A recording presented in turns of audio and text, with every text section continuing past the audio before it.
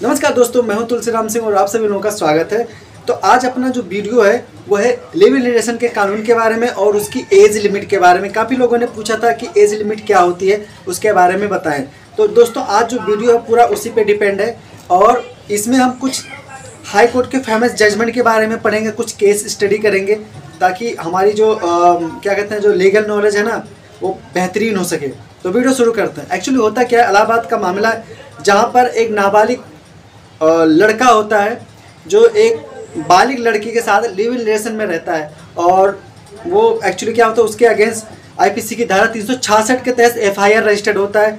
तब जब FIR registered होता है तो आप लोगों को एक चीज़ और बताना चाहूँगा भैया, जब एफआईआर रजिस्टर्ड हो जाता है ना तो उस एफआईआर को कैंसिल करवाने के लिए, रद्द करवाने के लिए भैया इलाहाबाद हाई कोर्ट या किसी भी आप हाई कोर्ट में आपको जाना पड़ता है।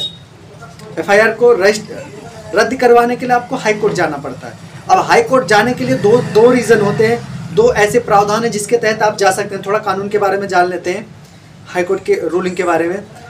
दो ऐसे कानून हैं जिसके तहत आप जा सकते हैं। एक तो आप जा सकते हैं भारतीय संविधान की अनुच्छेद 226 के तहत और दूसरा है सीआरपीसी की धारा 482 के तहत।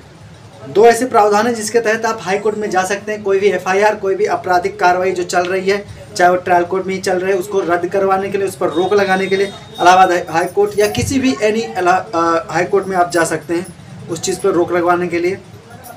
तो अब हम अपने टॉपिक पर आ जाते हैं, लिव इन रिलेशन में एज लिमिट। एक्चुअली होता क्या है, जिसमें जो कपल होते हैं और उसमें जो लड़का होता है उसकी उम्र 18 वर्ष से कम होती है और जो लड़की होती है उसकी 19 साल होती है। यानी 19 लड़की जो होती है वो बालिग होती है, लेकिन जो लड़का होता है वो बालिग नहीं होता, नाबालिग होता है।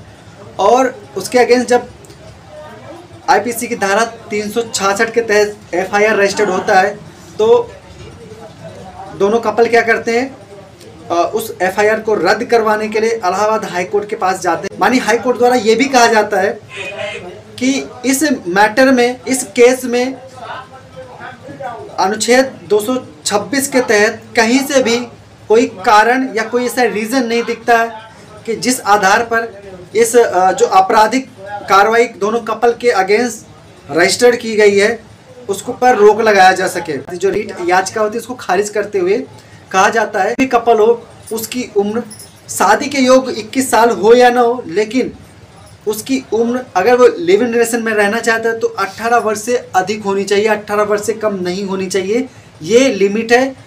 कई लोगों जितने लोगों ने ये पूछा था ये सवाल कि लिव इन रिलेशन में रहने का जो एज लिमिट क्या होती है, तो वो यही होती है, 18 साल से कम नहीं होना चाहिए और भले वो शादी योग्य ना हो लेकिन 18 साल से कम नहीं होना चाहिए लिव इन रिलेशन में रहने के लिए, क्योंकि उससे पहले तो आप नाबालिग होते हैं और नाबालिग जो होता है वो अपने गार्जियन पे डिपेंड होता है, तो वो अपना डिसीजन खुद तो नहीं ले सकता है, वो किसी और पे डिपेंड होता है।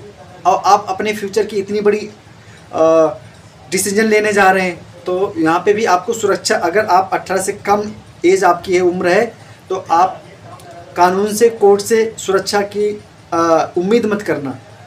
तो दोस्तों ये इन्फॉर्मेशन आपको कैसी लगी? क्या आपको ये चीज़ पहले से पता थी? तो कमेंट करके बताइए। अभी पता चली तो वो भी कमेंट करके बताइए। मैं फिर मिलूँगा ऐसे लीगल अपडेट लेकर। जय हिंद।